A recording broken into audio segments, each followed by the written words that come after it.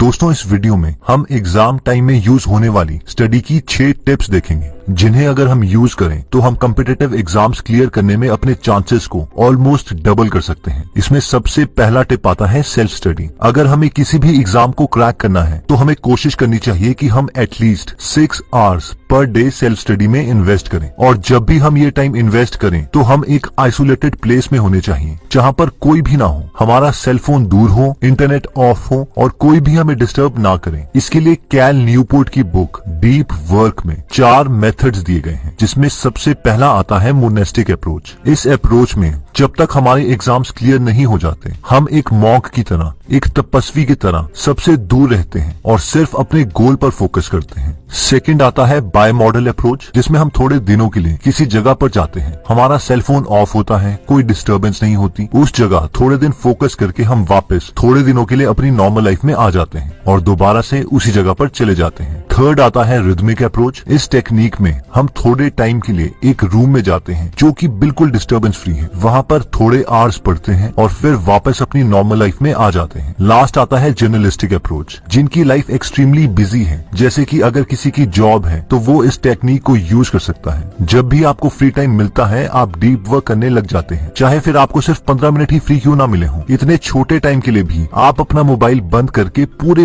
Focus तरीके से अपना सिलेबस खत्म करते हैं। नेक्स्ट टिप आती है कि पढ़ाई के लिए बेस्ट मेथड कौन सा है। कैल न्यूपोर्ट बोलते हैं कि बहुत ही कम ऐसी स्टडी टेक्निक्स हैं जो कि बेस्ट हैं। इनमें से एक बेस्ट मेथड है एक्टिव रिकॉल का। हम में से कई लोग इसे फेमन टेक्निक भी बोलते हैं। अगर हम इस बेस्ट स्टडी टेक्निक को यूज करना चाहते हैं तो पहले हम किसी टॉपिक को पूरे फोकस्ड तरीके से पढ़ते हैं और फिर उसके बाद अपनी बुक को बंद करके उस टॉपिक को एक्सप्लेन करते हैं, बहुत ही स्लोली और पूरे सेंटेंसेस यूज करके। इस वक्त हम ऐसा प्रिटेंड करते हैं कि हम किसी को पढ़ा रहे हैं। हम में से कई स्टूडेंट्स को ऐसा लग सकता है कि वो इस टेक्निक को यूज नहीं कर सकते क्योंकि उनके घर में स्पेस कम है और इससे उनके घर वाले डिस्टर्ब हो सकते हैं। तो उसके लिए आप अपनी वॉल्यूम बहुत कम कर सकते हैं ताकि हम सिर्फ प्रिटेंड करें कि हम किसी को पढ़ा रहे हैं। वैसे आप अपनी वॉइस को रिकॉर्ड भी कर सकते हैं और उसे बाद में सुन सकते हैं ताकि आपकी रिवीजन हो जाए। कैल के अकॉर्डिंग ये बेस्ट मेथड है स्टडी का। इस मेथड से स्टडी करने से आप थक जाओगे क्योंकि आपका माइंड एक्टिवली काम कर रहा है और इसीलिए आप 4 से 6 घंटे में उतना सिलेबस का पोर्शन कंप्लीट कर लोगे जो आपके फ्रेंड्स 10 से 12 आवर्स में शैलो वर्क करके कंप्लीट नहीं कर पाते।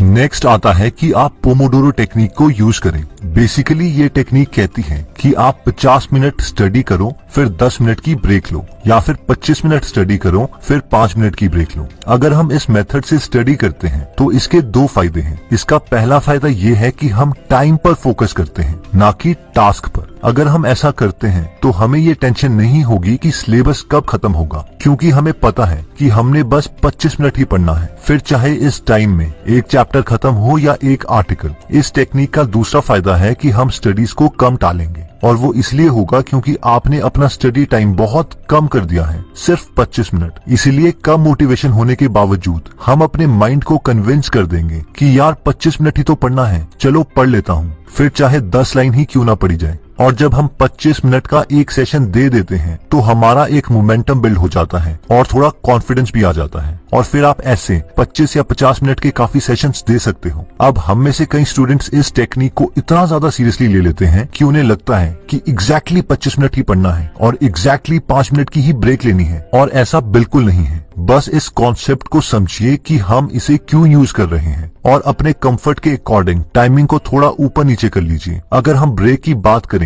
तो हम ब्रेक में कुछ भी कर सकते हैं, बस गोल ये है कि हमारा माइंड रिलैक्स होना चाहिए। वैसे मैं आपको रेकमेंड करूंगा कि आप इस टाइम में 5-6 डीप ब्रेथ्स लें और थोड़ा सा रूम में ही वॉक कर लें। नेक्स्ट टिप आती है कि study only for exam point of view. ये स्ट्रेटेजी कहती है कि जब हम पढ़ रहे हो तो हमें सिर्फ अपने एग्जाम्स के लिए ही पढ़ना है, यानी एक्स्ट्रा चीजें बिल्कुल नहीं करनी है। कोई भी चीज जो आप पढ़ रहे हो अगर उसके एग्जाम में आने के चांसेस कम है तो वो एक बहुत बड़ा टाइम वेस्टर है और हमारा एग्जाम क्लियर होने की प्रोबेबिलिटी बहुत कम कर देगा। अब सवाल ये आता है कि हमें कैसे पता चलेगा कि सिलेबस का कौन सा पोर्शन ज्यादा इम्पोर्टेंट है। तो इसके लिए 3 इफेक्टिव मेथड्स हैं। पहला, हर टॉपिक खत्म करने के बाद उस टॉपिक के लास्ट ईयर के क्वेश्चंस जरूर करें। उससे आपको ये पता चल जाएगा कि उस टॉपिक से कितने क्वेश्चंस आते हैं और एग्जाम पॉइंट ऑफ व्यू से आपको उस टॉपिक में कितना एफर्ट देना है। सेकंड, उन लोगों से बात करें या उन टॉपर्स के इंटरव्यूज पढ़ें जो एग्जाम्स क्लियर कर चुके हैं, क्योंकि इन लोगों के पास एक्सपीरियंस है कि कौन सा टॉपिक ज्यादा इंपॉर्टेंट है। तो हमने सिर्फ अपनी गलतियों से नहीं सीखना है बल्कि औरों की गलतियों से भी सीखना है, इसीलिए हम भी इन्हीं टॉपिक्स पे ज्यादा फोकस करेंगे। और थर्ड है कि कोशिश करें कि हम वही बुक्स यूज कर रहे हों जो मैक्सिमम टॉपर्स ने उस एग्जाम्स के लिए पढ़ी थी। अगर हम ये 3 चीजें करते हैं तो हमें भी क्लियरिटी आ जाएगी कि एग्जाम पॉइंट ऑफ व्यू से क्या इंपॉर्टेंट है। इससे हम अपना आधा टाइम सेव कर सकते हैं और ज्यादा प्रोडक्टिव बन सकते हैं। नेक्स्ट आता है डिसिप्लिन,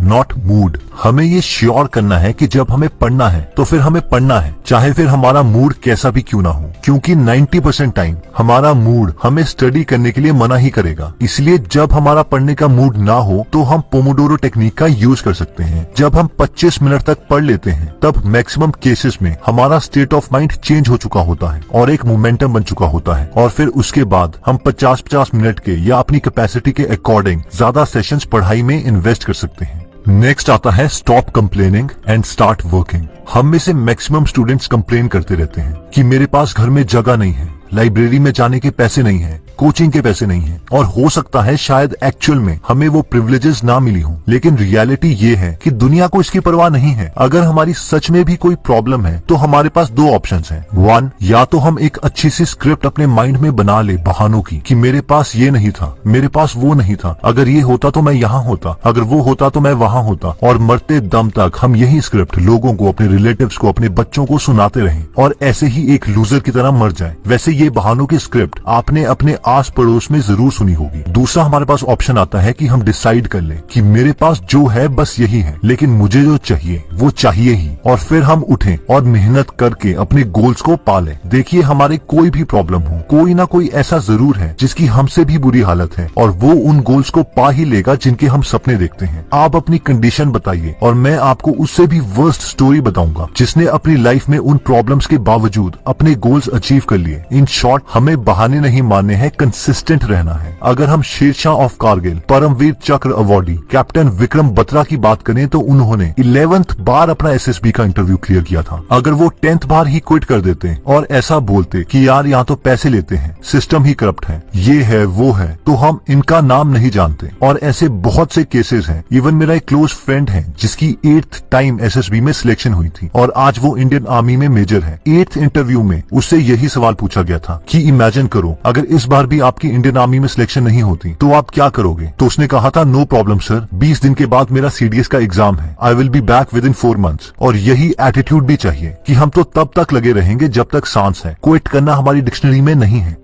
तो दोस्तों, इस वीडियो में हमने 6 स्टडी टिप्स देखी, जिसमें सबसे पहली टिप थी कि कोचिंग ट्यूशन सब ठीक है, लेकिन सेल्फ स्टडी के बिना एग्जाम क्लियर नहीं हो सकता। हमें कोशिश करनी है कि हम कम से कम 5 से 6 घंटे हर रोज सेल्फ स्टडी करें। इसमें हमने देखा था कि जब भी हम सेल्फ स्टडी करते हैं तो मोबाइल ऑफ करके किसी आइसोलेटेड जगह पर जाके पढ़ना है। इसके लिए हमने 4 मेथड्स देखे थे, monastic approach, bimodal approach, rhythmic approach और जर्नलिस्टिक अप्रोच। फिर हमने देखा था कि जब भी हम स्टडी करते हैं तो हर एक टॉपिक को पढ़ने के बाद बुक बंद करके हमें सारे टॉपिक इस तरीके से बोलने हैं कि जैसे हम किसी को पढ़ा रहे हों। इसमें हमें कंप्लीट सेंटेंस यूज करने हैं और थोड़ा स्लोली बोलना है। इसे हम फेमेंट टेक्निक या एक्टिव रिकॉल भी बोलते हैं। थर्ड टिप हमने देखी थी कि हर 25 मिनट या 50 मिनट के बाद हमें ब्रेक लेनी है और इसे हम पोमोडोरो टेक्निक बोलते हैं। बेसिकली इससे हम अपनी टालने वाली आदत को छोड़ सकते हैं। फोर्थ स्टडी टिप थी कि हमें सिर्फ एग्जाम पॉइंट ऑफ व्यू से पढ़ाई करनी है और एक्स्ट्रा कुछ भी नहीं पढ़ना। इसके लिए हमें लास्ट ईयर के क्वेश्चंस करने हैं और जो लोग एग्जाम्स क्लियर कर चुके हैं उनसे इंटरैक्ट करना है, चाहे उनके इंटरव्यूज पढ़ें, ताकि हमें पता चल सके कि किस टॉपिक में कितना एफर्ट डालना है। हमने 5th टिप देखी थी कि चाहे हमारा मूड ठीक हो या ना हो, तब भी हमें स्टडी करनी है और इसमें हम दोबारा से पोमोडोरो टेक्निक का यूज कर सकते हैं, क्योंकि जब भी हम 25 मिनट पढ़ लेते हैं तो ज्यादातर स्टूडेंट्स का मूड इंक्लाइन हो जाता है स्टडीज की तरफ। और फाइनली हमने देखा था कि don't complain and start working. इस छोटी सी जिंदगी में हमारे पास 2 तरीके हैं जीने के लिए। पहला ये कि हम बहानों की एक अच्छी सी स्क्रिप्ट तैयार करें कि क्यों हम इस लाइफ में कुछ अचीव नहीं कर पाए, ताकि जब भी कोई हमें बोले कि आप क्या करते हो तो हम उस स्क्रिप्ट को उस आदमी को सुना दें।